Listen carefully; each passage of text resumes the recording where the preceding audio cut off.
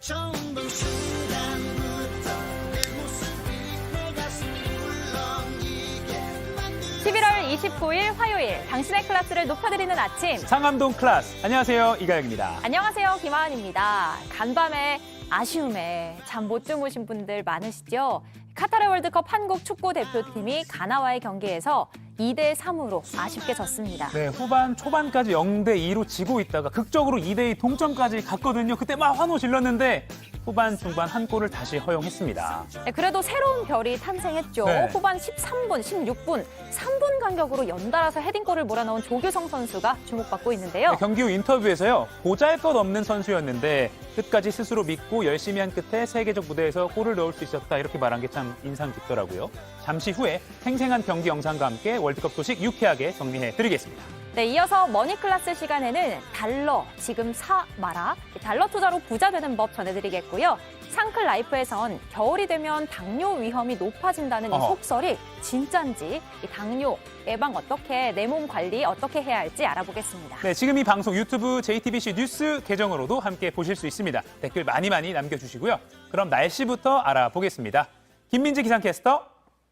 네, 상클 날씨입니다. 하루 만에 낮 기온이 뚝 떨어졌습니다. 어제부터 시작된 비는 오늘 오전에 대부분 그치면서 강한 바람과 함께 추위가 찾아오겠는데요. 오늘 낮 기온 어제보다 5도가량 낮겠고 일부 지역에는 강풍주의보까지 내려 더 춥겠습니다.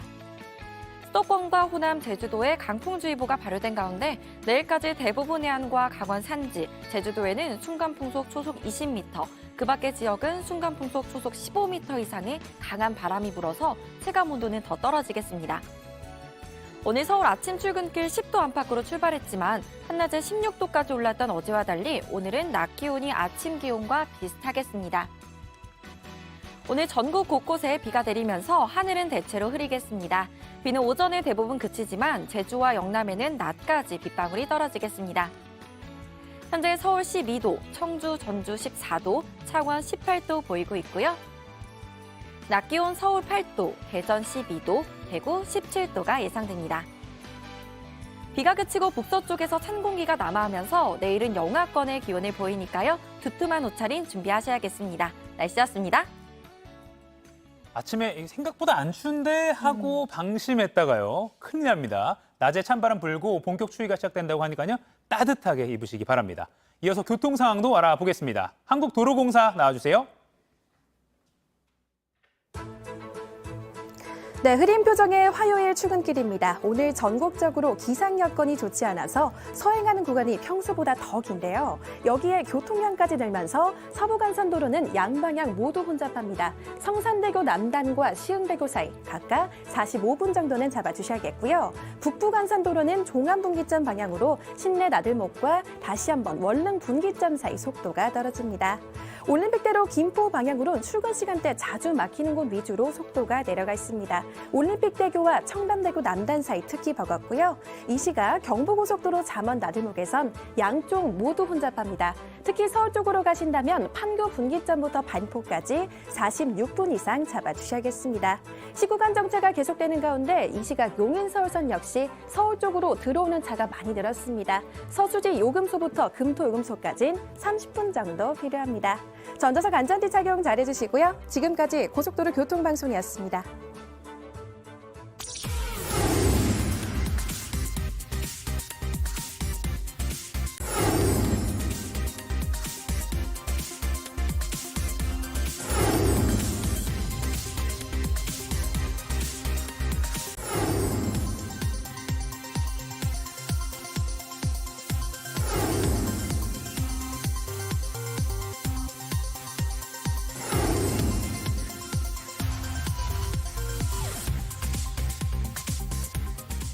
굿모닝 대한민국. 오늘은 조금 차분하게 시작해 보도록 하겠습니다. 자, 첫 번째 소식입니다. 카타르 월드컵에서 한 여성 모델이 화제가 되고 있습니다. 보시면은 지금 노출이 조금 심한 의상으로 이 카타르의 관중 드레스 코드에 반기를 든 여성이 나타났는데요. 크로아티아의 열혈 팬인 그녀는 크로아티아를 상징하는 이 빨간 체커보드 무늬의 옷들을 지금 입고 경기장에 나섰습니다. 네. 당장 이 외신을 비롯해 인터넷에서는 화제가 됐습니다. 영국 인디펜던트 보도입니다. She does not fear arrest. 그녀는 월드컵 의상 때문에 체포되는 걸 두려워하지 않는다라는 이 제목에서 이 논란을 자세히 좀 다뤘는데요. 이슬람 문화권인 카타르는 이 복장 규정이 엄격해서 월드컵 전부터 이 말들이 굉장히 많았습니다. 네. 그런데도 불구하고 이 노출 의상을 입은 이유, 그녀는 이렇게 말했습니다. 나에겐 각 부위를 가릴 옷이 없다. 무슨 말인지 모르겠어요. 네네. 뭐 천이 좀 부족했나? 어쨌거나 그러면서 내가 무슬림이 아니고 유럽에서 히잡과 니캅을 존중한다면 그들도 우리의 삶의 방식과 종교, 나아가 이런 드레스를 입는 나를 존중해야 된다라고 일갈했습니다. 카타르 입장에서 약간 좀 뒷목을 잡을 만한 상황이 아닌가 생각해 보는데요. 근데 카타르가 이제 이슬람 문화권이라 여성의 복장 규율이 워낙 엄격하잖아요. 그러다 보니까 이제 FIFA도 이례적으로 카타르랑 협의해서 복장 규정도 내놨고요. 예, 그렇죠. 저는 개인적으로 누나 안 잡혀갔으면 좋겠어요. 예. 사실 좀 위험한데 잘 지내길 바라봅니다. 이번엔 인터넷과 소셜미디어에서 화제가 된 소식 전해드리겠습니다. 네. 축구팬과 훌리건은 한 끗 차이라는 말이 있다죠. 이번 월드컵은 좀 무탈하게 넘어가나 했는데 다름 아닌 벨기에에서 난동이 벌어졌습니다. 사람들이 거리로 몰고 흘려나와서 상점의 유리를 부수고 지금 막 차량에다가 폭죽을 던져서 차량이 폭파까지 했어요. 벨기에 수도 브뤼셀에서 한순간에 아수라장이 됐는데요. 그러니까 벨기에 사람들이 경기에 져서 지금 화가 난 건가요? 아닙니다. 이 사람들은 조별리그 F조 경기에서 벨기에와 싸워 이긴 모로코 사람들입니다. 벨기에가 아니에요? 아니 이겼는데 왜 저래요? 신기하죠. 피파 랭킹 22위인 모로코가 피파 랭킹 2위인 벨기에를 24년 만에 2대 0으로 기적적으로 꺾었습니다. 네네. 이 예상 밖 승리에 이 사람들이 좀 지나치게 흥분을 한 것 같아요. 모로코 사람들이 막 난동을 부리기 시작한 겁니다.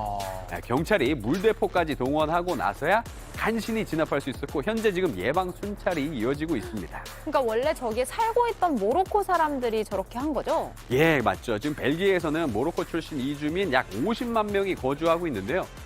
참 모르겠습니다. 자신들이 거주하는 도시를 이렇게 훼손한다는 게 좀 납득하기 좀 많이 어렵습니다. 이겼는데 너무 좋아서 저랬다는 그러니까요. 거예요. 진 것도 아니에요. 네. 선수들이 피땀 흘려 이뤄낸 값진 승리를 아쉽게도 팬들이 좀 얼룩지게 만들고 말았네요. 그러니까 축구를 총성 없는 전쟁이라고 표현한다고 여러 번 말했는데 어디까지나 경기장 안에서만 해당되는 소식이어야겠습니다. 다음 소식은 또 뭔가요? 다음 소식은 이번 카타르 월드컵이 배출한 새로운 스타인데요. 조기성 선수 아닌가요? 아닙니다. 들어보세요. 메트로. 요 소리 하나로 사람들을 사로잡았다는데요. 저 사람이에요? 이분입니다. 선수는 아니잖아요. 그렇죠.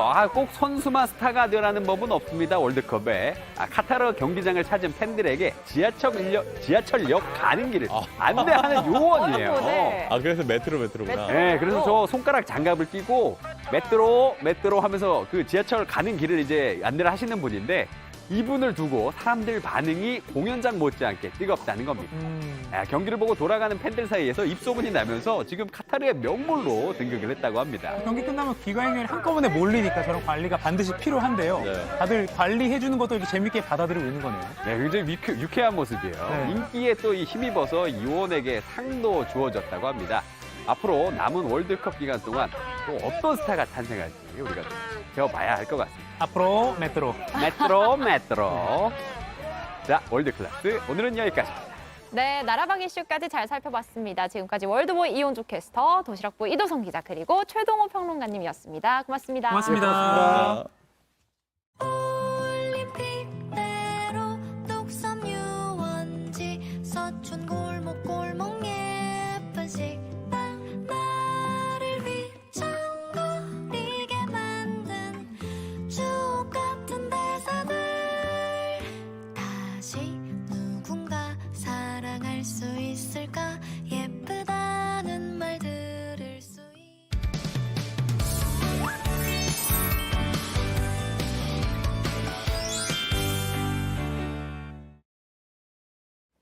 네, 지금 시각 8시 32분입니다. 당장 내 돈이 되는 지식 머니클래스 시간입니다. 저 같은 경알못, 경제를 잘 알지 못하는 사람도 재밌고 쉽게 즐길 수 있는 경제 코너를 늘 꿈꿉니다. 오늘의 키워드 먼저 보시죠. 달러 투자로 부자 되는 법. 이 최근 원달러 환율 추이를 한번 보시겠습니다. 1,440원대까지 치솟았다가 1,340원대까지 하락했습니다. 이 앞으로 달러가 다시 강세로 돌아갈 거다. 아니다. 1,200원대까지 내려갈 거다. 전망은 엇갈리지만 달러 투자에 대한 관심은 계속 높아지고 있습니다. 원래 달러를 갖고 있던 분은 이거 언제 팔아야 이득이지? 또 달러를 안 갖고 있는 분은 언제 투자를 시작해야 하나 고민 많으시죠? 그렇다면 오늘 방송 놓치지 마십시오. 오늘의 키워드, 달러 투자로 부자 되는 법 자세히 알아보겠습니다.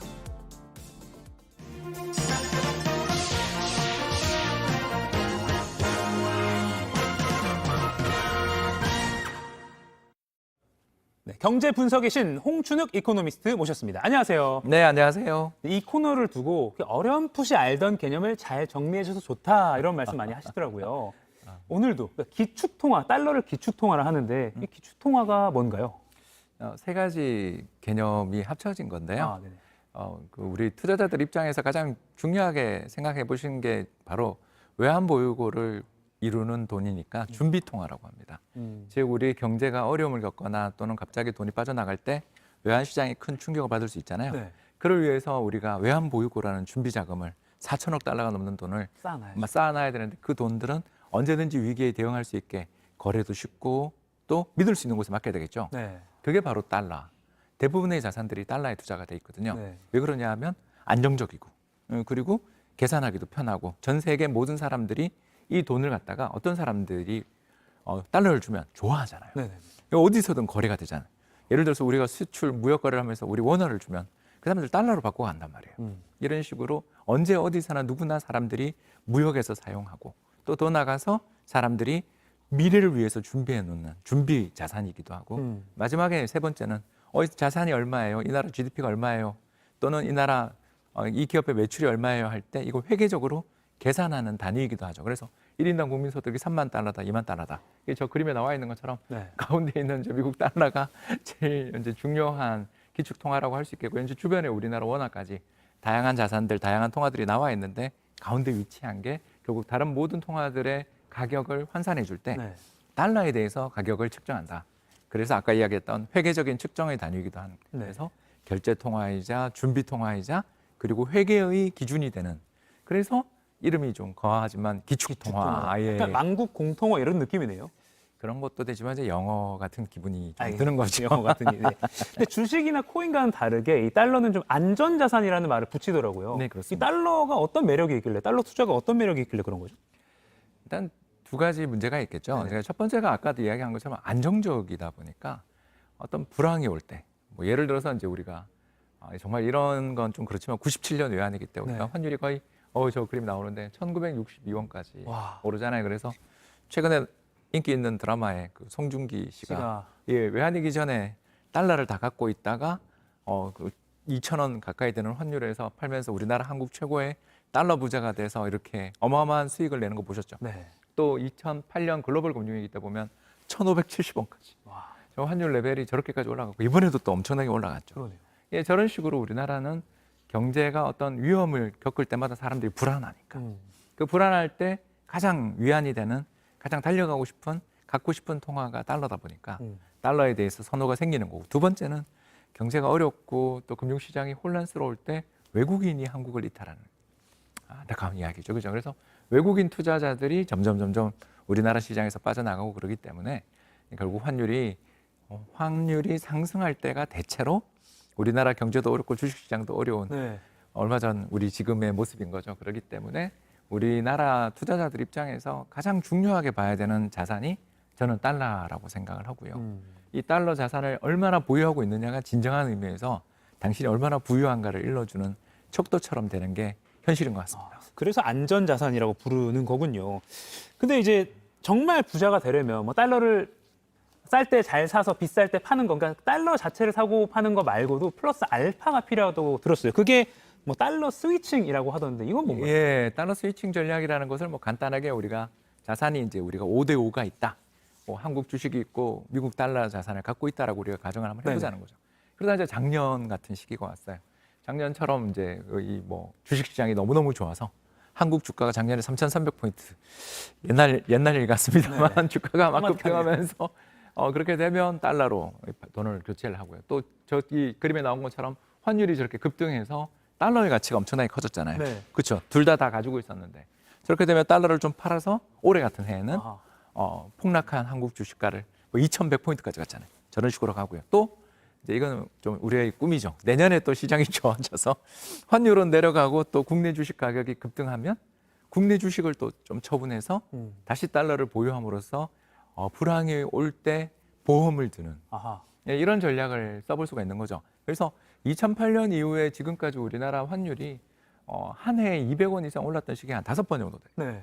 그러니까 15년에 5번이니까 3년에 한 번씩 이런 일이 계속되는 거죠. 그래서 고가의 달러 자산을 매도해서 저가, 값싼 지금도 그렇죠. 부동산이라든가 주식을 매수할 수 있는 기회들을 가질 수 있기 때문에 달러 자산을 얼마나 유효적절하게 잘 관리하느냐.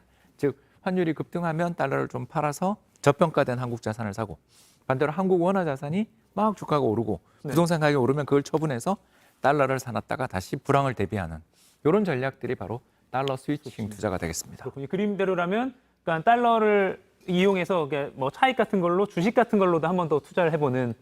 주식도 살 수 있고 네. 사실 부동산도 부동산도. 이제 자산이 적을 때는 당연히 좀 소액으로 투자할 수 있는 주식이 좋지만 네. 자산이 이제 점점 쌓이시면 그러니까 이런 일들이 3년마다 거의 온단 말이에요. 아하. 그러면 그 기회를 꼭 놓치더라도 다음번에 잘하면 돼요. 스위칭 투자의 정말 좋은 점이 바로 이겁니다.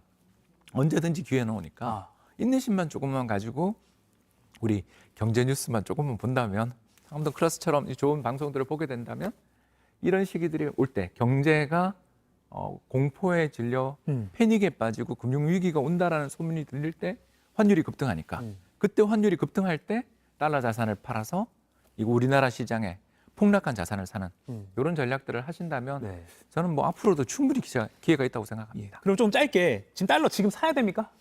지금요. 저는 차익을 실현하고 있는 중인데요. 네네. 왜냐하면 작년에 많이 샀으니까. 근데 이제 달러를 사는 방법에 대해서 잠깐만 좀 설명을 네. 저 드리자면. 같은 사람도 하기 쉽나요? 그렇습니다. 너무너무 쉬운 방법이 있는데 첫 번째는 이제 초보들. 여기는 이제 그 처음 투자하시는 분들은 은행 예금이 최고잖아요. 네네. 그래서 외화 예금 투자가 지금 그림이 나오죠. 네. 외화 예금 투자가 제일 쉽고요. 그래서 은행에 가셔서 외화 예금 가입하시면 요새 이자도 좋습니다. 네. 근데 이제 요거 투자할 때 꼭 기억해 두시는 게 수수료가 참 중요하더라고요. 네, 맞아요. 그러니까 수수료를 좀 할인해 주는 캠페인을 하는 그런 은행이나 기관들을 찾아가시는 게 좋고요. 이제 중수 정도 되면 우리나라에 상장되어 있는 달러 선물 ETF라고. ETF는 이제 주식처럼 매매가 가능한 펀드라고 생각하시면 되고요.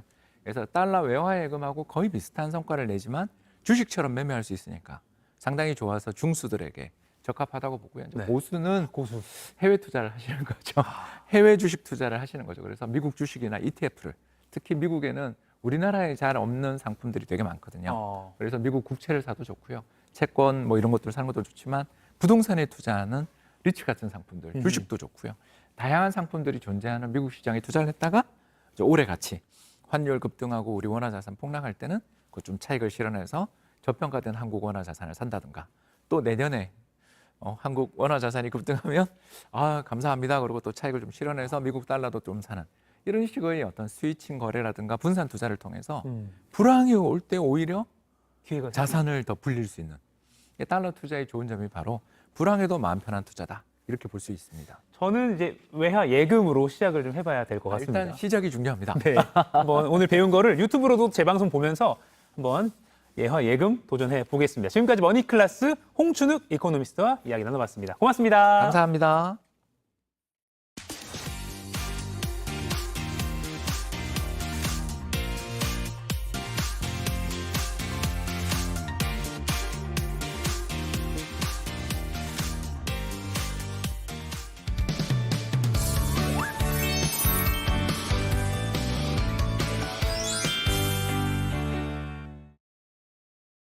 상클 라이프 시간입니다. 매주 화요일 아침에는 여러분의 건강을 책임집니다. 자, 오늘의 주제부터 바로 만나볼까요? 영하권 추위 시작, 한파주의보, 당뇨주의보, 국민병이라고까지 불리는 이 만성 성인병 당뇨죠. 겨울이 되면 당뇨 위험성이 높아진다고 하는데요. 자, 왜 그럴까요? 겨울 날씨와 당뇨의 관계, 오늘 자세하게 알려줄 가정의학과 전문의 민혜연 원장 나오셨습니다. 원장님 안녕하세요. 안녕하세요. 이게 사실 당뇨하면 막 엄청 많이 듣긴 하는데 여쭤볼 게 많은데 또 저는 약간 젊다고 생각해서 아직 내가 신경 써야 되나 이런 질문도 드는데 한번 키워드 준비된 것부터 한번 보겠습니다. 첫 네. 번째 질문 보시죠. 기온이 떨어지면 당뇨병 위험은 커진다. 무슨 얘기인가요? 사실 이 기온과 당뇨병 자체가 직접적인 연관이 있는 건 아니에요. 근데 오늘처럼 이렇게 날씨가 확 추워지게 되면 사람들의 행동에 특징적인 변화가 생기죠. 활동을 하지 않습니다. 맞아요. 이불 밖은 위험해요. 그렇죠. 그리고 걸어 다니시던 분들도 추우니까 보통 차로 이동을 하시고 맞아요. 그러니까 활동량이 줄어들게 되고요. 겨울철은 애초에 우리 몸 자체가 좀 더 이 체온을 유지하기 위해서 살이 잘 찌는 체질로 바뀌게 돼요. 피하 지방 같은 것들을 저장해야지 온도를 뺏기지 않으니까요. 문제는 우리 몸은 체중이 1kg 증가할 때마다 당뇨병의 위험성이 10% 정도 증가한다라고 하거든요.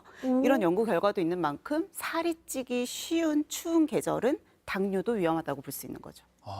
그러니까 예를 들어 뱃살 지수 뭐 이런 것도 제가 본 것 같은데 뱃살과도 그러면 관련이 있다고 보면 되나요? 네, 뱃살은 더 밀접하게 연관이 있어요. 사실 전반적인 체중도 중요하지만 뱃살이다라고 하면 복강 내에 있는 복강 내에 있는 내장 지방을 이야기를 하거든요. 네.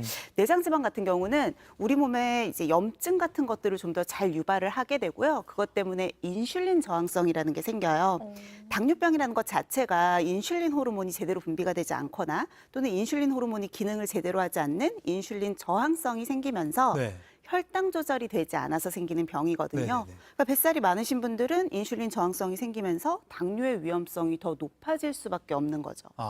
게다가 겨울이 되면 여러분들을 많이 괴롭히는 질환들이 있죠. 네. 독감도 있고 감기도 있고 장염 같은 여러 가지 감염성 질환들이 굉장히 많이 생길 수가 있는데 내 몸은 질환의 상태가 되고 열이 나게 되면 스트레스 상태예요. 그렇다 보니까 스트레스 호르몬이라고 하는 콜티졸이 분비가 되는데 이게 또 혈당 조절을 어렵게 만들거든요. 그래서 이전보다 질병에 걸릴 찬스가 높고 또 약간 배가 나오면서 내장 지방이 쌓인다라고 하면 확실히 혈당 조절에 좀 더 신경을 쓰셔야 합니다. 그러니까 겨울이라고 막 귀찮아서 아무데도 안 나가고 이러지 말고 운동이나 생활 습관에 더 신경을 써야겠어요. 근데 이미 당뇨를 앓고 있는 환자에게는 겨울이 더 위험한 계절이다 이런 이야기가 있더라고요. 맞아요. 사실 당뇨를 앓고 계시는 분들을 저희가 진료를 볼 때 네. 겨울철이 되면 꼭 당부하는 것들이 있어요. 어떤 건가요? 길거리 간식들을 절대 드시지 말라고 말씀을 드립니다. 네. 유난히 겨울철이 되면 길거리에서 파는 간식들이 많아지는데요. 네. 붕어빵도 그렇고 호빵, 호떡 이런 것들이 굉장히 빠르게 혈당을 올리는 음식들이거든요. 근데 아무래도 그냥 걸어가기만 해도 음식 냄새들이 솔솔 나다 보니까 유혹을 떨치기가 좀 힘드시죠. 맞아요. 근데 이런 혈당 조절이 문제가 되지 않으면 또 뭐가 문제가 생기냐면요. 사실 당뇨 환자분들한테 뭐가 제일 걱정이 되시나요? 라고 여쭤보면 합병증이 제일 무섭다라고 이야기를 하세요. 네. 예. 당뇨는 혈관에 직접적인 손상을 주기 때문에 각종 혈관과 관련된 합병증들을 유발을 하거든요. 문제는 날씨가 추운 겨울이 되면 안 그래도 혈관들이 수축하고 압력을 받기가 더 네. 쉽다라는 거죠. 그러니까 당뇨를 갖고 계신 분들은 원래도 혈관 손상 때문에 혈관이 좁아져 있거나 손상이 돼 있는 경우가 많은데 네. 여기에 추운 날씨까지 겹치게 되면 혈관이 갑자기 수축을 하겠죠. 그러니까 혈관이 막히거나 터지기도 쉬운 거예요. 그래서 혈관과 관련된 합병증 중에서도 가장 사망률이 높은 심내 혈관 질환의 위험성이 더 높아지기 때문에 혈당 관리뿐만이 아니라 합병증 관리까지도 신경을 쓰셔야 된다. 아이고. 혈관이 결국 날씨에 영향을 받으니까 그게 문제가 되는 거군요. 날씨가 쌀쌀해지면서 독감뿐만 아니라 당뇨도 신경을 잘 써야겠습니다. 네. 바로 또 두 번째 질문 한번 가보겠습니다. 보여주세요. 당뇨에는 나이가 없다. 아니, 당뇨가 대표적인 성인병 중에 하나잖아요. 그쵸. 근데 나이가 상관없다는 건가요? 방금 전에도 저는 좀 젊은 것 같아서 괜찮은 것 같다고 그건 본인의 기준이고. 자, 이렇게 얘기를 하셨는데 당뇨가 성인병이라고 하는 건 일단 엄연하게 말씀드리면 2형 당뇨에 관한 이야기예요. 제 당뇨병이 인슐린이 분비가 되지 않거나 저항성이 생길 때 생길 수 있다라고 하는데 분비가 되지 않는 경우는 1형 당뇨. 그래서 보통 이제 소아 때 발병을 하기 때문에 오늘은 좀 차치하고 두고요. 네. 2형 당뇨가 대표적으로 성인병으로 인지하고 있는 당뇨병이고 인슐린이 지속적으로 너무 많이 분비가 되다 보면 내 몸에서는 인슐린이 분비가 돼도 이 신호를 받아들이지 못하는 인슐린의 저항성이 생깁니다. 생겨요. 아무래도 이런 저항성이 생기려면 오랜 기간 나쁜 습관들이 좀 쌓이면서 생기는 경우가 많다 보니까 이전에는 주로 중장년층에게 많이 발생을 했고 그래서 성인병이라는 말도 얻었죠. 네. 근데 요즘은 당뇨의 성인병이란 표현 자체를 쓰지 말자는 의견도 굉장히 많습니다. 편견을 주니까. 네. 그리고 최근에 통계를 보면요. 최근 4년 동안 20대 당뇨 환자가 50%를 넘겼다고요. 아이고. 증가세가. 그래요? 30대도 25% 정도의 증가세를 가지고 있거든요. 그러니까 굉장히 20, 30대 이 젊은 층에게도 가파르게 이형 당뇨가 증가를 하고 있기 때문에 절대로 내가 나이가 좀 어리다, 내가 아직 20, 30대다라고 안심할 건 아니고요. 확실히 이전보다는 좀 서구화된 식습관 같은 것들이나 활동량이 줄어들면서 각종 이런 대사 관련된 질환들의 연령대가 굉장히 젊어지고 있습니다. 그 당뇨는 평생 질병이라고 해서 1형, 2형 구분도 말씀해 주셨는데 그러면 소아나 청년층 당뇨도 못 고치고 평생 가져갈 수밖에 없는 건가요? 이 당뇨에 대해서 많이들 하시는 뭐 오해라고도 할 수 있는데 예. 일반적으로 우리가 질병은 약을 먹고 치료를 하잖아요. 근데 당뇨는 완치가 없다라고 보시는 게 좀 더 정확합니다. 뭐 절망감을 드리려고 하는 말씀이 아니라 사실 당뇨를 한번 진단을 받게 되면 네. 이분들은 제가 말씀드린 것처럼 한순간 혈당이 높아서 진단을 받는 게 아니라 아예 내 몸에 인슐린 저항성이라고 하는 하나의 특징이 생기는 거거든요. 네. 그래서 혈당 조절이 잘 된다라고 해도 계속해서 합병증에 대해서나 이런 검진들을 해야지 좀 더 안전할 수 있고요. 보통은 내가 인슐린 저항성이 생겨서 진단을 받을 때 그냥 딱 한순간에 고혈당 상태로만 진단을 하진 않아요. 혈당이 높다고 해도 지속적으로 여러 차례 검사를 하고 또 몇 개월간의 그 혈당의 수치를 알 수 있는 당화혈색소 같은 걸 같이 검사를 하다 보니까 내가 당뇨에 일단 진단을 받았다면 남들보다 혈당 조절에 불리한 입장이구나라는 걸 받아들이시고 평생 좀 혈당에 대해서도 잘 관리하시고 합병증에 대한 검사를 주기적으로 받으시는 게 좋죠. 그러니까 환자라는 생각보다는 계속 관리를 해 나가자라고 네, 맞아요. 생각하는 게 평생 케어해 긍정적인 나가시죠. 마음가짐일 것 같아요. 네. 아까 그 겨울 간식 얘기하셨기 때문에 바로 키워드 세 번째 준비가 돼 있는데요. 세 번째 핵심 질문 보여주세요. 군고구마, 붕어빵. 아유, 절대 겨울에 빼놓을 수 없는 간식인데 아쉽습니다. 이거 조심해야 된다는 거죠? 아니라고 해주시죠. 아니라고 해주세요. 아, 정말 아니었으면 좋겠는데요. 어쩔 수가 없어요. 이런 일반적으로 우리가 입에 넣었을 때 바로 단 음식들은 당 지수가 굉장히 높습니다. 그러니까 빠르게 내 몸에 흡수가 돼서 혈당을 빠르게 올린다는 거거든요. 사실 고구마 같은 경우는 조금 의심스러우실 수도 있어요. 네, 고구마 건강식 아닌가요? 네, 좋은 탄수화물이라서 다이어트 하는 사람들도 먹는 거 아닌가 네. 싶으실 텐데 생고구마 같은 경우는 당 지수가 50이라서 뭐 당뇨가 있거나 다이어트 하시는 분들도 드셔도 좋습니다. 문제는 이 생고구마가요. 조리 방법에 따라서 당 지수가 많이 차이가 나요. 구우면 뭐 안 좋다. 구우면 당 지수가 50에서 90 정도까지 거의 2배 가까이 올라가게 됩니다. 삶으면요? 삶으면 한 70 정도로 조금 나아요. 그래서 그나마 고구마를 좀 드시고 싶다고 하면 구운 것보다는 쪄서 드시는 게 좀 더 좋겠고요. 또 길거리에서 파는 음식들 중에서 이렇게 팥 앙금이나 팥소가 들어간 것들도 혈당을 빠르게 올릴 수 있으니까 조금 지양하시는 게 좋겠죠. 그래서 저희 어머니가 구운 거 먹지 말고 쪄줄 테니까 찐 고구마 먹으라고. 좀 덜 달지만 그게 건강에는 더 좋습니다. 삶의 지혜가 이미 있으셨군요. 네. 알겠습니다. 근데 또 설탕 대체제를 먹는 분들도 많아요. 설탕 같은 거 직접적으로 섭취하면 좀 안 좋다. 이건 맞는 건가요? 아니면? 네, 맞습니다. 이 설탕이 대표적으로 당지수가 높은 음식이에요. 당지수 자체가 설탕을 100 기준으로 보고 설정을 하는 거거든요. 네네. 그렇기 때문에 아무래도 당뇨가 있으신 분들은 단 음식을 먹지 말라라고 하는데요. 요즘은 다행히 혈당을 많이 올리지 않는 설탕의 그 대체제들이 많이 나와 있어요. 네. 뭐 스테비아도 그렇고 알룰로스 같은 것들도 그렇고요. 그래서 당뇨 환자분들도 비교적 이런 음식들, 이런 식재료들을 이용을 해서 요리를 하시면 안심하시고 드실 수가 있는 거죠. 아, 네, 그렇군요. 저 마치기 전에 꼭 질문하고 싶은 게 있는데 이제 뭐 유전적인 원인이나 아니면 이 비만 이런 것들 때문에 고위험군이라고 자기가 스스로 생각을 할 수 있잖아요. 이럴 때 그냥 가정의학과나 내과에 가서 당뇨 검사 해주세요 하면 해주나요? 네, 가능합니다. 뭐 근처 정말 동네 의원에서 간단하게 혈액 검사만으로 검사가 가능하신데요. 다만 주의할 점. 공복으로 가셔야 합니다. 일반 혈당이 아니라 우리가 공복 혈당을 검사를 하기 때문에 8시간 정도는 공복을 유지하신 채로 가셔서 당뇨에 대한 검진을 받고 싶습니다라고 이야기하면 공복 혈당을 먼저 검사를 할 거고요. 이상 수치가 나오면 당화혈색소 같은 추가 검사들을 하기도 합니다. 8시간 동안 공복. 네. 그렇군요. 알겠습니다. 당뇨는 누구나 조심해야 될 문제인 것 같아요. 오늘 날씨 추우니까 웅크리고만 있지 말고 적당히 네. 운동도 좀 해주시면 좋을 것 같고요. 네, 오늘 겨울철 당뇨 이야기 가정의학과 전문의 민혜원 원장과 함께했습니다. 나와주셔서 고맙습니다. 고맙습니다.